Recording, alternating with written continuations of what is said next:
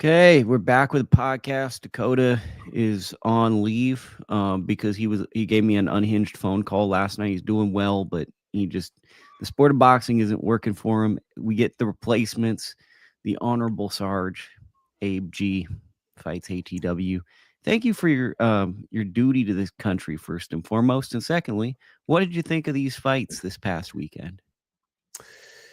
I didn't think any of it. I didn't think nothing of them. The only one that I thought of something was on Sunday, and that was the Inoue Cardenas fight. And yeah, I mean, listen, I want to put Friday and Saturday in the rear view mirror as much as possible because that's where it belongs.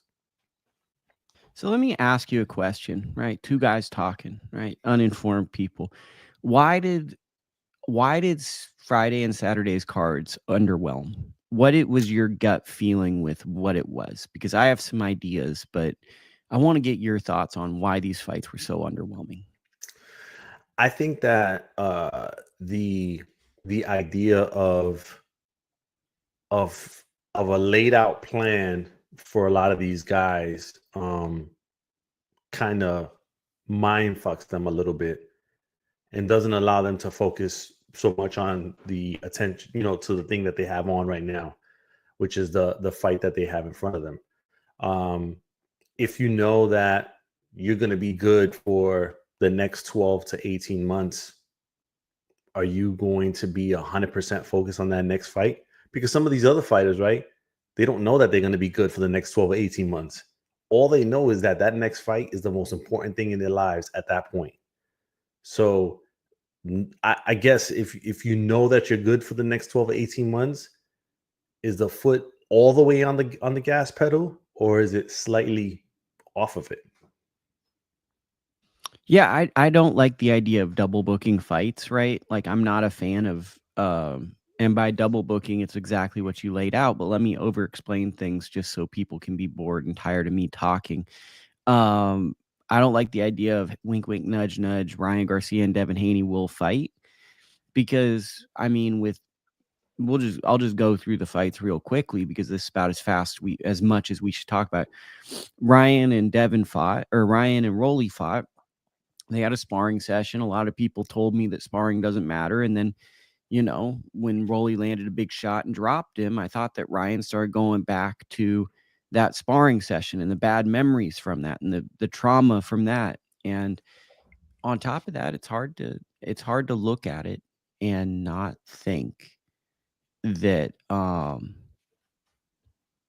sorry, there's some tomfoolery going on. It's hard to not look at that and say what the freak, like you didn't take any risks and there's this fight that you foresee happening in the future. It's hard for me to not believe that there wasn't a level of let me get my get back because he felt as though he had another good fight in the future. And then you had with Devin Haney, he had that fight with Ryan Garcia. He gets dropped in the fight and it's no contest. But you saw him taking no risks because it felt like he was physically able but mentally unwilling, and Ramirez was physically unable but mentally willing to do it. And what we ended up with were two fights that were kind of, void of what Inoue gave us, risks. Yeah, and listen, and I'll give you another example. Teofimo's manager Keith Conley posted on Instagram that he's got the next 18 months booked for his fighter. Like, what incentive do you have to really put 100% in that fight in front of you if you have the next 18 months booked? And for clarity, Teofimo is his fighter? Yes. So, I mean, we don't even know if the next 18 months. So I think we're just playing a dangerous game where now guys are trying to get to paychecks and I think this is the differential. We have two types of fighters I'm seeing: the Usyks, the Inoues, the Crawfords, the who else is in that list? What am I forgetting? Bivol, Beterbiev, Jesse Rodriguez, Nakatani. I feel like I'm missing somebody that's really obvious in that, but whatever. Then you have kind of these fighters that like fame, and that's the Garcias, the Haneys, and this, and the Teofimos. And for that generation that enjoys the celebrity, it seems like this double booking fights isn't working as well because they like the idea of the fame and the money that comes with it. Whereas guys like Usyk and Inoue, it seems like the legacy is what matters. So when you overpay them, or you put a carrot in front of them and say, hey, there's a great fight coming, it doesn't seem to stagnate their careers as much. And I'm not even saying it's a cultural or a generational thing. It just, to me, it feels like there's two types of top fighters right now, and we're going in different directions in that way. Yeah, and it could also be, generational thing, right? Because what you laid out is two distinct different age groups. I mean, so like it could be a generational thing where, some that are a little older value legacy, while the ones that are a little younger value the fame and the money now because they're not looking to stay in long enough for legacy. Yeah, and I think I was talking with you or somebody about the that athletes are leaving the sport younger and younger now, and it's kind of making me wonder, like, a guy like Teofimo, how much longer is he going to stay in the sport? A guy like Devin Haney, how much longer is he going to stay in the sport, especially with these big, what I assume are big paydays? And I was just kind of surprised because this was like a moment where the stage was set. This is a great platform. All eyes, pretty much anyone that loves boxing is watching this stage. And you really build your whole career to take risks for these moments. These are the legendary moments. And when people ask me why do people enjoy Inoue so much? Yes, he had that amazing run to start his career, but a lot of it, him and Espinoza, it's risks, man. You got to take risks. You got to throw punches at these high rounds. And that's why I think a lot of these young fighters looking to make that jump, it's difficult for them because the risk taking, it feels as like we have some fighters that are risk averse that are younger, and it's not everyone. Guys like Keyshawn Davis, he lets his hands go. But in this stage, I was surprised Ryan Garcia was complicit and willing to let Rolly outbox him. That he wasn't going to try to take a chance knowing he was down on the cards. I was surprised that Haney didn't want to initiate the offense and dictate and control and make a statement. And Tio, I thought, did well. I thought that Barboza just had trouble with the hand speed. But even in that fight, Tio never really tried to take control fully of that fight and make a statement. It was he found something that was working, stayed to it. Okay, that's boxing. He had the best performance, but it just felt like on Friday night, we didn't see people taking risks. Yeah, 100%. But we saw arguably, one, two, three kind of top pound for pound guy in a way, take the risk. Did he have to take the risk on Sunday? No, he probably could have just boxed his way to a 12-round decision. But he knows that taking the risk kind of adds to the aura of him, of the aura of Inoue, because they see him as a warrior. And he did just that. It cost him a little bit. He got rocked. But guess what? He got back up, figured it out, and finished like the champ that he is. When I say risks, right? It's what some people call the dog, or some people call a killer instinct. I don't think Inoue has some deep intellectual understanding of, okay, I'm going to take a risk in a fight. It's, oh, I think I got you hurt. Let me jump on you and show you why I'm better. Oh, you hurt me? Let me put punches together and show you that I'm the better fighter. And that was what was kind of missing to me, was that Terrence Crawford killer instinct like a Ray Leonard, was that Alexander Usyk. You think that I'm the littler man against Tyson Fury. Let me rock you. It was the Bivol and Beterbiev just up in your, because you could say that, like, I don't know who won those two fights, but they didn't leave it. They didn't leave it. They left that fight exhausted. And I guess that was shocking to me, as typically when you get these high level fights, people leave the ring tired. It felt like guys could have continued to work out after some of these fights. And it was a little startling. I guess we should go to Inoue. I mean, this kind of, I personally, I'm getting labeled an Inoue hater, but I really like Inoue. I've got him as the fifth best guy in the world right now. It's probably a little low, I'll be honest. Um, but if you can't understand why Inoue is a special fighter, it's just, you're probably not a boxing person. to be perfectly honest. You probably just don't understand the fabric of what a fighter is. I think Inoue's flawed. I think he has some issues. I think he's closer to Prince Nazim Hamed than he is Juan Manuel Marquez. But that being said, there's something about a guy who is always looking to land a concussive blow, someone who's always pressing the action, someone who's always got good timing, fight in and fight out. There's something about that that's always going to resonate with people. And I know I'm just talk. What do you think? Yeah, listen, I think that if people were paying attention to the show, your show on the leading up to the Inoue fight, they would have understood that this wasn't the wash, like complete wash that everybody thought that really doesn't watch boxing thought of before the fight. We talked about Cardenas's power. We talked about how Inoue is 32 in a smaller weight division. We talked about all those things, and so if they would have watched your show and listened to some of the things that you said, they would have known that going into it. So it wouldn't have been that big of a surprise when the things that happen. With Inoue, I think that we're seeing it's not a sharp decline. It's just um, him like acknowledging the fact that he is not knocking people out with one punch anymore. One of the things that I saw with him is that for some reason, and I mean, I don't know, it could have been just the way I was watching it, but it just didn't seem like his punches in certain points had that like pop to them that we're used to seeing. And His I think timing's that, a little off, maybe. yeah, and I don't know if it was timing or technique, but it didn't have that power, that pop.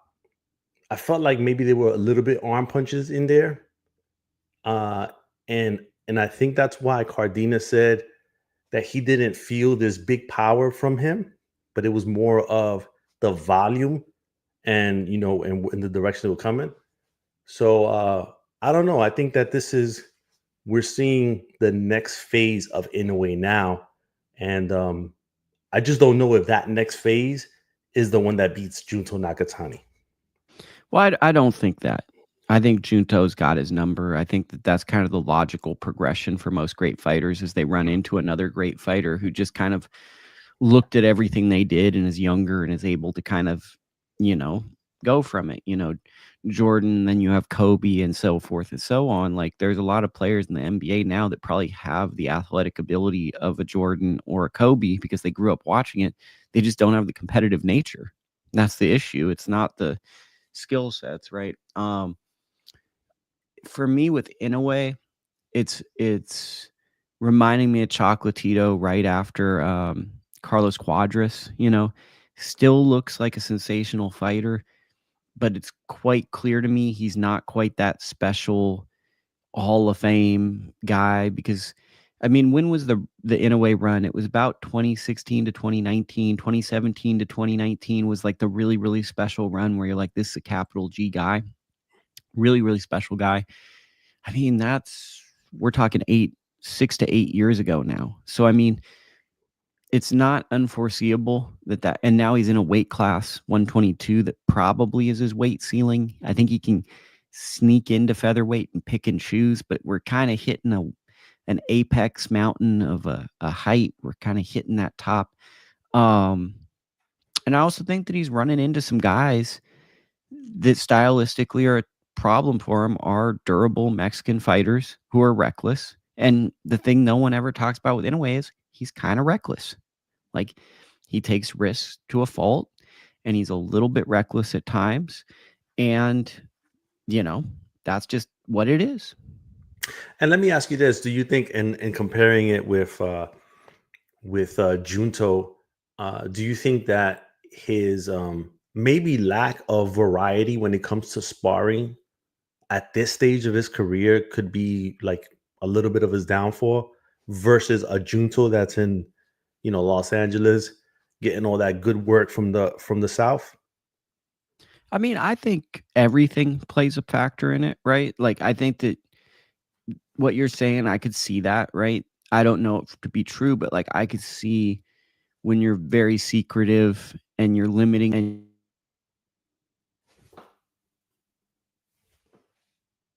Look at how pro Abe is. My mic always disconnects at least once a show. When you're such a pro like Abe, he does the TV move for you. I get what you're saying about sparring, and you get these guys and you get used to it and you get stagnant. It's kind of like if you and me keep doing a show, we're buddies, so there's not going to be enough conflict where people drive into work, they're going to be like, "Where's the conflict? I want to get riled up." I don't want to just hear two guys agreeing all the time. Like that's not what they want. But I think the big thing for me is Inoue had kind of that Prince Nazim element to him. To me, he was never. I know people say he's like a technical fighter. To me, he's like really fundamentally flawed. He had great athleticism, really good timing, and his timing created power and speed. So by that, I think as he's moved up in weight and some of his athletic gifts have diminished, I just think Nakatani has a deeper variety of skills. I think he's the more talented boxer entering. He's the younger fighter. I think the thing about Inoue that you can't question is he has the mentality of always wanting to fight the best, and he has a will to win that's unlike many at his weight class, if any. And that's kind of what's gotten him through some of these fights, because a lot of guys would have lost to Neri or lost to Cardenas. He gets up and goes, "That's weird. Let me beat this guy up." So I get what you're saying. I think that Inoue is just one of these special guys where I appreciate the run he's been on. I think he's gonna lose pretty soon, year or 2, maybe half a year, and then everyone's gonna trash his whole legacy, Yeah. and that like, he's been on a special run, but it's like he's getting to that point where we're seeing the red flags. Yeah, and listen, I guess my question to you is, does he make it to the Junto fight? Is he going to get beat by MJ or by Sam Goodman? If those are I know MJ is the next fight, but is he gonna get beat by Sam Goodman maybe after that, which doesn't allow him to get to the Junto fight? Wait, say that again. I was deleting a comment in the chat, so just kinda give me the cliff notes of that one so I can give you a real average take. Yeah, so basically, is he gonna make it to the Junto fight undefeated, or is one of the fights before that that looks like are scheduled? We'll see him take the L.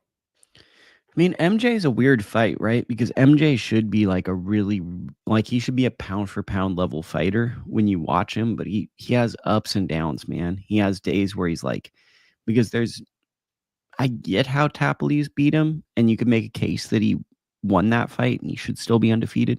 But the competitive nature of that fight being as close as it was, it should never have happened based on his skill set.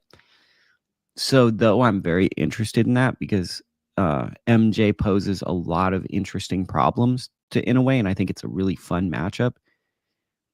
It's a fight where I think both fighters are a little overrated. So I think that it's going to be hard to properly assess that one because MJ's been someone who looks sensational or he looks off. And Mhm. Inoue's someone where he's like rock solid, but then I can't unsee the TJ Dahoney fight where he looked really average for a good portion of that fight. And you could say he was just getting rounds in or whatever, but it was a little concerning that this guy who, he was on a good run, but it's like Inoue was knocking out guys that were a higher tier than TJ in his prime. And he went a good portion of that fight and he was feeling those punches and he didn't like them. So, I mean, if the Junto fight isn't gonna happen, it's gonna be the MJ fight. I gotta see how the guys are looking leading into that. I gotta see where the fight is. I think it's like 50-50. What's your feeling? Because I mean, that would be the most boxing thing, the double book of a Junto Nakatani Inoue fight, and then the fight split decision or a draw, so we don't get it. Yeah, the one thing that I started thinking about since the Doheny fight um is the weight cut for Inoue starting to affect him. And the reason why I asked that is because I think in the Doheny fight, he rehydrated to a higher weight than he has done in the past.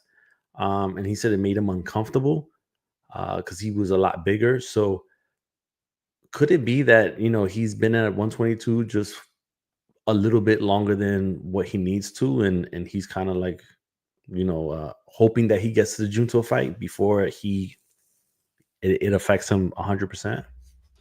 Yeah, I mean, it's a camp that doesn't allow much access, right? So like nobody really knows what they're doing. And then they're not based in America, so you don't get the gym gossip. So I don't know. Like I go off of you seeing him in a media workout. When I see him going to a press conference and I go to him at a weigh-in, there's not much entry to it. And you know, when a guy speaks another language, it's kind of hard to read between the lines and do body language, doctor, because I don't pick up on the cultural elements of like, a guy from Japan coming to America. I'm very I kind of pull back on that because like I don't want to put my intention someone there. Let's see, is Inoue running into the limit of his size? Yes, he's getting older, and at that weight class, they age fast.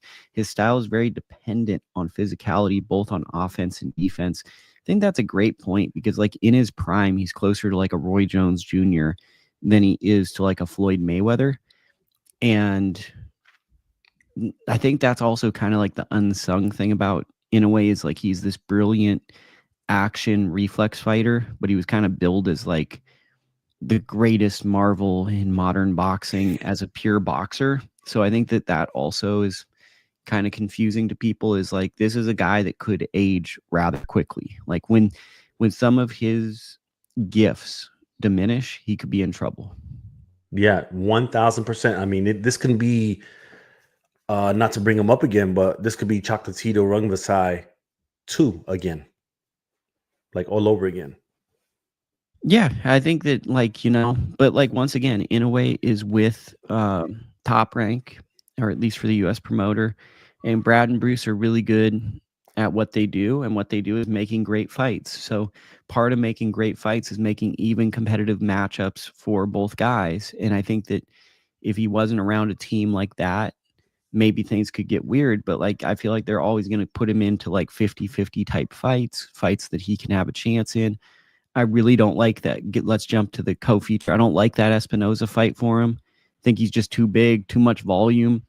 And I think if he goes to featherweight, we start to run into what's too much. Is Nick Ball too much? Is Angelo Leo too much? Like you start to ask yourself, what is too much? Yeah. I know that he's mentioned 126, but I think me personally, I think the cash out fight is the Junto fight, man. I think that's the biggest fight in that is going to be made hopefully in Japan at the Tokyo Dome. And when you get to the mountaintop like that, like what else is there to do? Like go to 126 and do what? Fight guys that probably aren't going to be 25% as popular as you are in regards to status, and then beat them for what at this point of his career, right? Like Well, I you could risk your legacy is what yeah you do. You have to train as hard as you ever have and risk the chance of someone making their name off of you. yeah exactly. And so I think the Junto fight is where he exits, and that'll put him at what, 33. Maybe they do it again depending on how good the fight is, but then after that, I think he's out after that. I mean, he's mentioned that he doesn't have a lot of fights left anyway, in some of those shoulder programmings that he did with Top Rank. So I think he exits out of. I don't think he ever goes to 126. I also think that like people don't realize Usyk's almost retired, Beterbiev's almost retired, Inoue's almost retired. Like the sport is boxing is very like that pound for pound list is about, and Crawford's almost retired. Canelo's closer to being retired than not. Like pretty soon it's going to be a new list of guys, and it's going to shock people who the new list of guys are. Anything about Espinoza that stands out to you in the co-feature? He's Espinosa's a dog, man. He go in there and he just don't give a fuck. He's gonna go in there and he's gonna give it his all, throw whatever he can. And I tell you that I'm more interested in Espinosa versus Navarrete if Navarrete wins on Saturday. Like I'm more interested in that fight than anything else. Um, so I guess we'll see, because I feel like they're gonna lean towards that matchup sooner than later. Well, he feels like a modern remix of Emanuel Navarrete. Came out of nowhere, beats Jose Ramirez, who is kind of like a star in waiting. Navarrete did it with Isaac Dogbo, back-to-back wins. Espinoza did back-to-back wins over Ramirez. And, out of nowhere, you got a guy that now went from being a B-side guy to now the number one guy in the division, some believe. Interesting fighter, 86 punches in the first round. Once again, a guy willing to take chances, a guy, he's not going to wow you with a jab in his distance, but he's mean and he likes putting punishment on people. And sometimes toughness and physicality is a strength, And I think he's going to make really, really good fights. I think that's the strength to him is like, who knows his longevity or his career arc, but he's going to make some really awesome fights if you match him well. Yeah, and that's why the Navarrete fight just makes all the sense in the world. He goes up, tests the waters. If he beats Navarrete, then he stays at 130. And then, whoever top rank has can slide into that WBO spot. Anybody on the undercard, maybe like a Rohan Polanco or Emiliano Vargas that stood out to you? My guy, Raiz Aleem. To be honest with you, those guys, Emiliano continues to progress slowly. Rohan Polanco, I like his, he's definitely trending upwards. But Mikito Nakano, he's the guy that like really caught my attention. He is trained by Rudy Hernandez, if I'm not mistaken. Guy that trains Junto Nakatani, for those that don't know that. And he just reminds me of a Rungvisai, like a younger Rungvisai, in that southpaw stance. Strong foundation, and he has that really strong straight left over the top. So yeah, I want to see more of Nakano. Perfect. And before people get frustrated with us, a lot of people in the chat, let's give your very quick thoughts on Canelo-William Scull. Canelo, I don't know if it was the 6 a.m. or whatever, but he looked old. He looked a little old that night. Regardless of, Scull getting his 10,000 steps in, he looked old tonight on Saturday night. Just looked unmotivated to me too. There was no sense of urgency. It lacked for an undisputed fight to become a two division undisputed champion. It lacked any sense of urgency. For the love of God, I don't know how you could score this fight. It was just not. And once again, Scull has to kick himself because the fight was there for him to win it. Goes back to what I said, not enough risks. Here you are in a career-defining fight. When Bivol was in that moment, he threw punches. He tried to separate. Scull, did the bare minimum to really just kind of keep away and throw punches. Canelo was there to not necessarily to lose, but you could beat him on that given night. And I think that transitioning into a topic that I think more people want us to talk about, I think it's pretty favorable that I think that Terence Crawford probably beats Canelo if he shows up like that. I know there's a size difference, but I feel like the motivations for Terence are much greater than Canelo at this point. I haven't seen the Canelo that was the number one fighter in the world since the Caleb Plant fight. Yeah, we're not going to see Canelo Triple G1 on September. Like, we're not going to see that guy. This is my question to you though, Lukie. Is Canelo going to get Frankie Randall? Talk us through it. For those that might not know, talk us through it. So Frankie Randall fought Julio Cesar Chavez, and Chavez at that point, if I'm not mistaken, was still undefeated, and he was old that night, and Randall clocked him, and everybody was surprised because if I'm not mistaken as well, it was the first time he had gotten knocked down. It was like 70 fights at that point. It was just crazy, and nobody really gave Frankie Randall a shot. even though they, a lot of people going to give Crawford a shot, but uh, they just thought that the oversized cranium that supposedly he had and all that going into the fight Chavez, that it could not happen regardless, and it did. And so does Crawford, the smaller guy that everybody says, oh, he's still moving up 2 weight classes, not really a shot, not giving him a shot. Can he do that? Look, all things being equal, a more talent, if the skills are the same, a bigger man should beat a little man. The problem is, I'm not sure the skills are the same, and I'm also not sure Canelo's motivations are the same as Crawford's. I think Crawford's one of those unique animals where people, whatever, where he wants to win at all costs. He wants to compete at all costs, and that though he likes having money, the competition is what fuels him.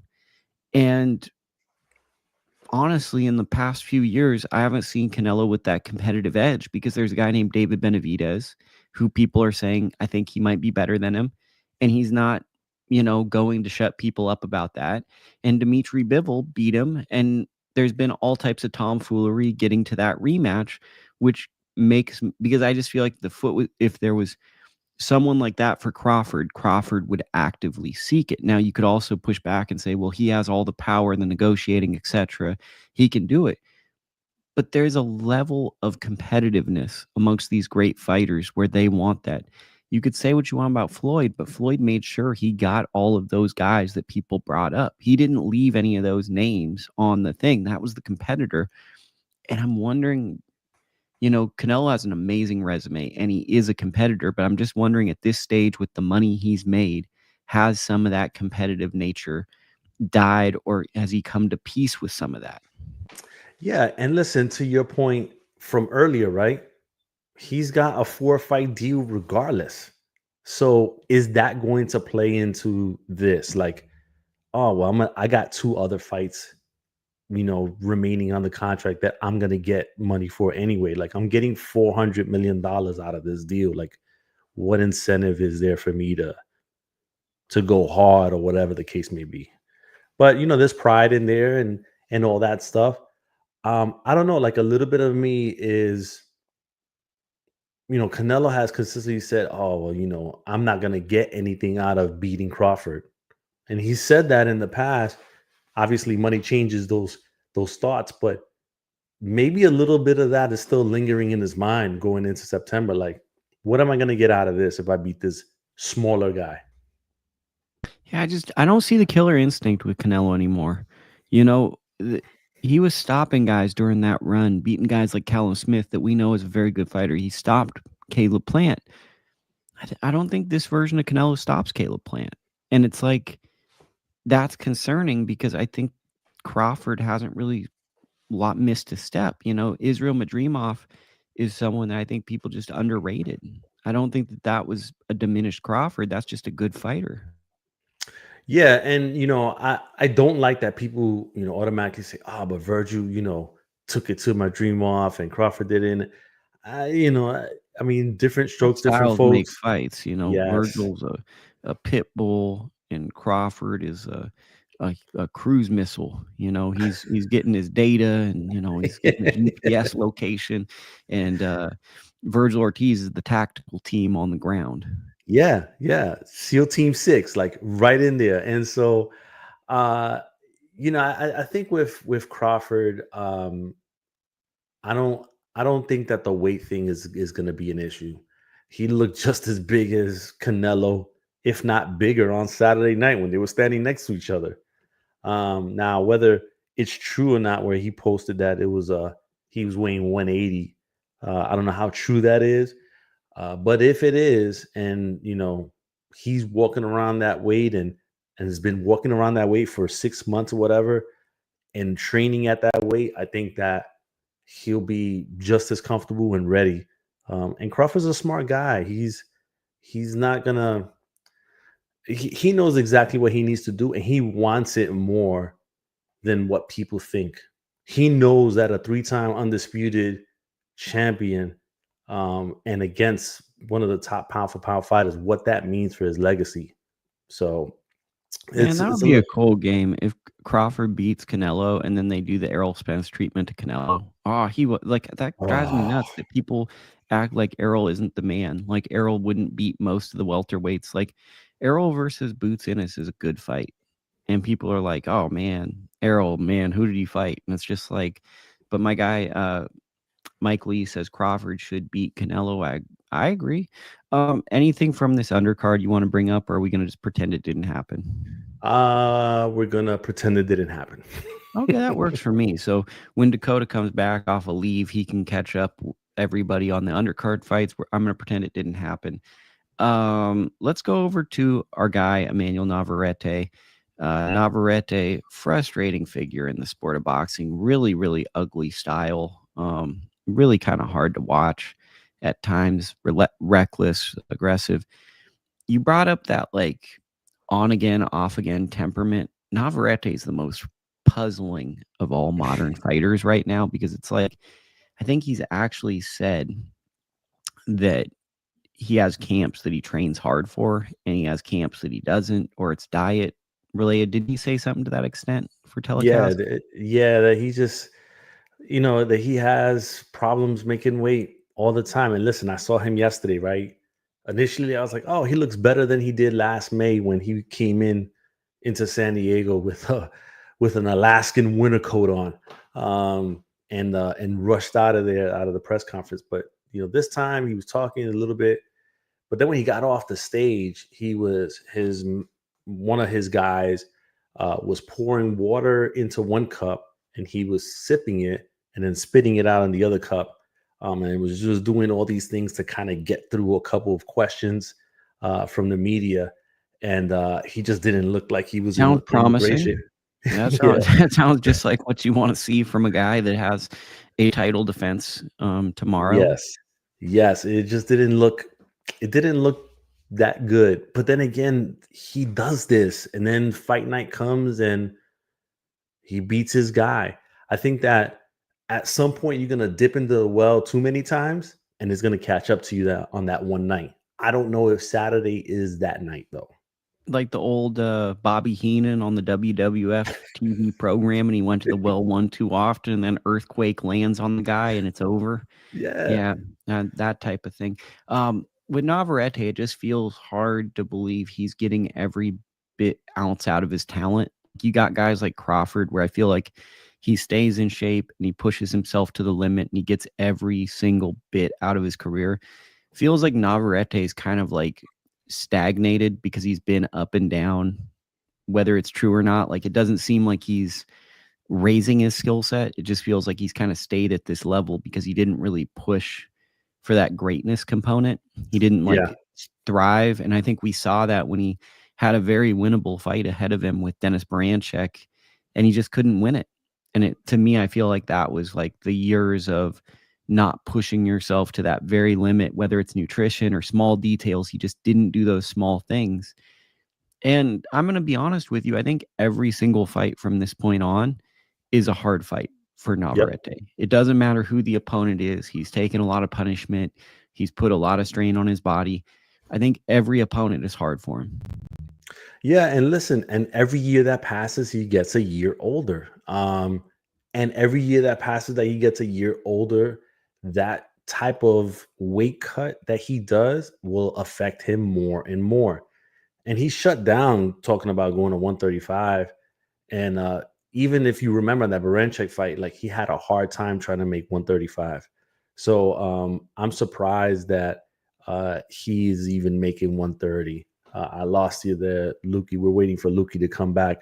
But yeah, it, I don't know. It's gonna be hard for Navarrete moving forward. And Charlie Suarez might be the guy. He looked like he's happy to be here. He ready to go. He didn't look like he was hurting. He stood back to talk to the media and stuff. So I don't know. This might be the guy that pushes him off the cliff, so to speak. It's a fight, man, because I've seen him. He's a come forward pressure fighter. I mean, don't be surprised if this is the fight of the year. I Yeah. mean, stylistically, this is two guys that are going to just run into each other. Just to me, it just comes down to how much punishment Suarez can take and how hard he hits. Because Yeah. Navarrete, I think, has some doubt in his mind. I think he has some doubt after that loss to Baranchek.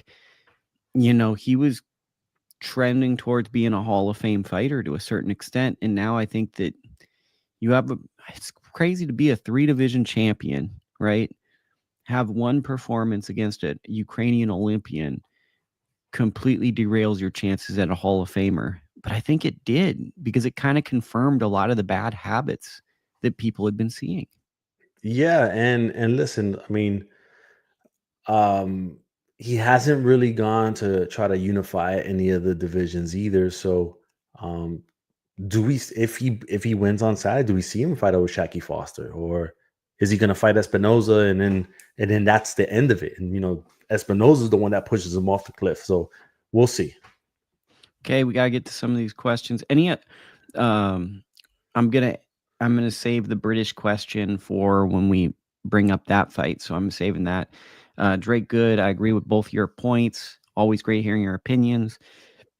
Yes, Inoue and Espinoza say boxing last week. Salute from the Ring Gang Radio. Shout out to the Ring Gang Radio, my good friend Shutterworth. Nah, he's still a Hall of Famer. So Shutterworth thinks Navarrete is. He's right on that cusp. He's like the Mike Messina in the Baseball Hall of Fame. Is he, isn't he? He's like right on that line. Co-feature, any bouts on this card that interesting? Raymond Muratalla fights for a world title. That's going to be a fight. Yep. Andreas Cortez loves to talk trash. He's going to call people out. He's fighting a guy on the undercard. Anything that stands out to you as something people should watch? Yeah, I'm interested in seeing what Giovanni Santillán is going to be doing. He lost that fight against Brian Norman Jr. last year, then picked up a TKO. Said he had some personal problems. He had I think his brother passed away or something, and some other stuff going on. So I just kind of want to see what he looks like on Saturday night, and then see if they're gonna throw him right back in with somebody. Listen, whether they could maybe do the Alexis Rocha fight again if they want to, or if Rocha wants it. I think Polanco or Polanco, Tiger yeah. Johnson, because I just think, that Alexis Rocha fight has kind of left the building to me personally, because it's like he's almost in that spot where he's got to fight an up-and-comer. Let's see, did my mic disconnect? My mic might have disconnected. No, my mic is just my ear things. Oh, okay. I was making sure, because you're a pro's pro. So when I see you do something, I have to talk out loud. I think that train is left, because Rocha, he's number one contender, but his performance against Raul Curiel wasn't like amazing. It wasn't like, let's write home about this performance. And Giovanni's been pretty inactive to the point where I think that it's like him versus Polanco, him versus Tiger Johnson. That kind of gets you into an Alexis Rocha fight. And honestly, Alexis Rocha needs to win another fight or fight a belt holder and just see where he stacks up. I think that fight left, I don't think there's the interest for it. And I think the fighters honestly aren't that interested in that fight. Yeah. I mean, or you could throw Curiel in there. He just signed with, who did he sign with? Robert Garcia, I believe. Yeah. So he signed with Robert Garcia now. So I don't know. We'll see. But I want to see what Gio looks like. I'm interested in seeing what he looks like on Saturday night. Well, at the very least, he's a southpaw at a good weight class, and he's willing to take fights. So, like, if you're a southpaw, you're at the very least going to get fights, because there's always going to be a champion southpaw, and you're going to be the person that they go, oh, let's see how he does against southpaw. So at the very least, he's got opportunities either for sparring or to be that. But I think that testing an up-and-comer, I think Polanco would be an interesting fight, because Polanco's passing all the tests. Fabian Maidana this past week was a really good win. Mm-hmm. But I still want to see him in with the veteran. I want to see that guy that's kind of gotten a big win on a big stage. And Giovanni kind of symbolizes a next logical step to me, even though maybe Fabian Maidana is more accomplished in theory. Actually, he isn't, because they both fought for titles. But it's like, I just think Giovanni presents a trickier challenge, and we haven't quite seen what Polanco does with a mover, with someone who has fought consistently at the top 10, top 15 yet. So I think that would be an interesting, like, eliminator fight if possible. I'm not sure how the rankings work, though. Yeah, and listen, also we're the big elephant in the room, right? Like, where is Top Rank going to be in 3 months? And so, are these guys going to be able to get a fight sooner than later because of whatever the situation is? So, I guess that has to happen first before we even know that they're going to be able to have fights later this year. That is true. That's the fun stuff, the business of boxing. We actually don't even talk about boxing typically on this show. We just talk about the business. We guess. Chop Chops on this card. Kid Kansas, Sammy Contreras, my guy. Shout his father, Sam Contreras. Almost convinced me to go to Thailand for a WBC convention because he's that nice of a guy. Like, literally sold me on the food. Like, he was giving me like a long list of all the great food you could get. One of the nicest people. Top Rank didn't give us enough super fights. Yeah, I just think boxing in general has a way of shooting itself in the foot because we have an archaic logic of let's wait, rather than let's just make good fights. And because of that, other sports are just better for TV, to be quite honest, because they just give you the best versus the best at some point. And boxing has this, let's just push it down the road, let's kick the can, and that doesn't really work for TV audiences. So, are you going to be at this fight card, Top Rank Yes, fight card? yes, I will be driving down to San Diego, taking that I-5 40-minute drive, and I'll be down there. Okay. Making it for first bell, or are you going to come in as entitled media and be No, fourth or fifth, man? nah, I'm there first bell. You know how we get down, Lukie. First bell. I'm going to tell you, check out my guy, Sammy Contreras. And for those listening in the chat, really awesome fighter, good up and comer. Also, Perla, former Sinise Yes. Estrada sparring partner. She's going to be making her debut with Top Rank. I believe she's had some fights before. It's a good, solid card. I think Muratalla is someone to watch for. It's just he's got a lot of that young Terrence Crawford energy where he's a Hmm. really talented fighter, but he hates doing interviews. And it's just kind of tricky to tell people this guy's really good, but he doesn't like to talk. Like, it's just weird. You kind of have to like meet in the middle a little bit. Yeah. Um, let's go over to this UK because we had some UK people, and then you got to leave and I got to Yeah. leave. Um, I can't say this guy's name. Cacace versus Lee Wood is a contest between two skilled tradespeople, builder, construction, working class UK fight. I didn't know that backstory because I'm ignorant, but I do know that they're going to stand in the middle of the ring and trade. And Lee Wood has a habit of being in really, really good fights. Do you have any thoughts on this fight? Well, listen, they're both 36. So, kind of a crossroads fight. More so for Wood because I feel like he's had more mileage against better competition. I think the IBO title's on the line. Um, it's a it's a it's a good fight for those in Nottingham. I think he's from there. He's a 2-1 underdog. I I think this is a decision fight, and it's going to be a close decision fight, and it's going to be up to the judges to figure out who wins. I don't think it's a knockout though. Our guy Shutterworth in the chat said Lee Wood by brutal KO. He also said marination kills the sport. I think it's just going to be a fun fight. I don't know what it's going to look like, but I feel like they're like evenly matched enough. To me, Lee Wood also feels kind of like a superstar boxer, but for some reason, like, he just never quite got there. Like, he Yeah, felt like a guy who had really won the fights that makes you a name. He kind of should be like a Leo Santa Cruz, and maybe he is in the UK, but he had inactivity and kind of out of sight, out of mind. So I I hope the winner of this fight puts themselves in a position to get a good fight because they both deserve it. And shout out to how many people are in the chat right now. Um, hit the subscribe button, hit the thumbs up button, go over to Abe's channel, do it for Abe too. And I think that's about it. Abe, any other things that we need to discuss or talk about? no, I think we pretty much covered what we got going on this weekend, and yeah, I'm interested in seeing these fights in San Diego, see how it plays out, and then continue to roll on to hopefully a. Oh, that's what I was gonna say. the press conference, Jamal Charlo, Caleb Plant, all those guys. Uh, it was. I thought it was good to see. Looks like Jamal and Plant kind of squash whatever issue they might have had there. Jamal looked like he was in a better place than he was in that Zoom. I just if he can make it to fight night and have a really good performance, I don't doubt that Caleb won't. But if Charlo can, then that interest will definitely be there for their fight. I just hope they can make it there. It's once again, it's tough when you double book fights, man. Yeah. It's tough because it's like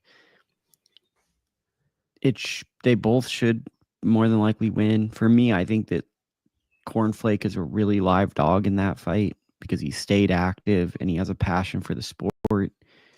But it's always tricky when you make a fight and people are reading the tea leaves and going, okay, if these two win, we got a bigger fight. It's always a dangerous gamble. I'm not a big fan of double booking fights. And what was the mood there? It felt like Rolly was a star. It felt like there was like a lot of Rolly interaction. Caleb Plant was like the focus of the press conference. Very good talker. I feel like he's going to be a motivational speaker. I could see him at tech conferences being the boxer guy, talking about how you need to take control of your life and leadership. Use a lot of corporate terms, equity, building in the community, partnerships, growth for our global vision. I could see him saying that stuff. Charlo pretty mellow. And then the guys coming in to fight those guys, I thought Cornflake did a good job, but Resendez was just, a fighter who doesn't speak English, who had just like a translator saying very monotonous and generic things. I don't think that like he built my interest through it. Were you there live and did you feel like anything? No, I watched it. My thing with Cornflake is I don't know if he is, because he's a promoter as well.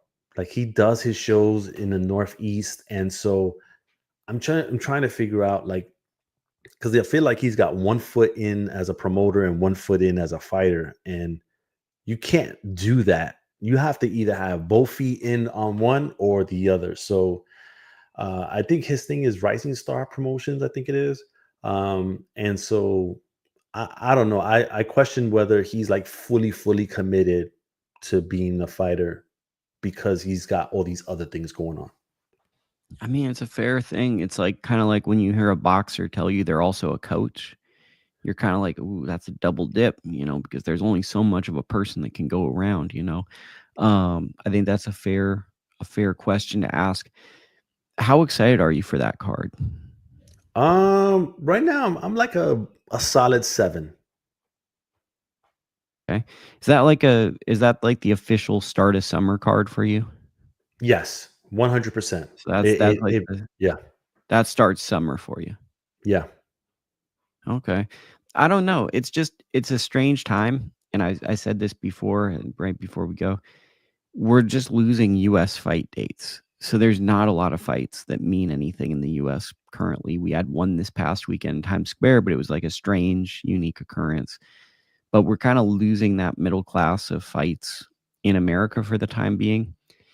And I think it's nice to get this type of card, but then it's also like a part of me is like, man, I just hate when you double book a fight because we just saw what happens when you double book a fight. And it's like, you never know what's going to happen. And it always feels like if you want to make a fight, you got to make that fight, because if you don't, you're tempting the boxing gods. And then you always have to get the smartest guy in the room to give you this crazy backstory of what could have happened. I mean, we could do a whole podcast on all the fights that should have happened. Who was it back in the day with Gamboa and who was the Puerto Rican fighter? Juanma Lopez. Yeah, so like they used to have those guys on the same card. All different. There's been just like when you tempt these things, it doesn't. And I don't see the upset here, but it's like I don't ever feel good because weird things happen. Weird things happen when you double book. So that was the first thing I thought was like, man, we're just a head clash away. We're a head clash away from this getting postponed, or we're a knockdown away. But Okay, interesting times in boxing. Appreciate you coming on. Why don't you promote yourself and all that stuff? You brought big numbers to the show today. Y'all appreciate it. Hey, listen, y'all can follow me at AbeG718 on X Instagram. The YouTube is at AbeG Boxing. And the website is fightsatw.com, fights around the world. I appreciate Lukie, as always, for having me on. We appreciate you too, and we will be back at some point. I'm not sure if it's Sunday or when, but it's a slower week this week and next week. So me and Dakota will be back, and he'll have some very strong opinions. So thank you for tuning in. If this is your first time, subscribe to the channel. Go over to Abe's stuff and subscribe to all his stuff. He makes sense. He's logical, and he knows how to read, which is big deal in boxing media. Sometimes guys, they struggle with that. That's why they say certain things. So that's good. Okay, we'll talk to you soon. Okay. All right, peace.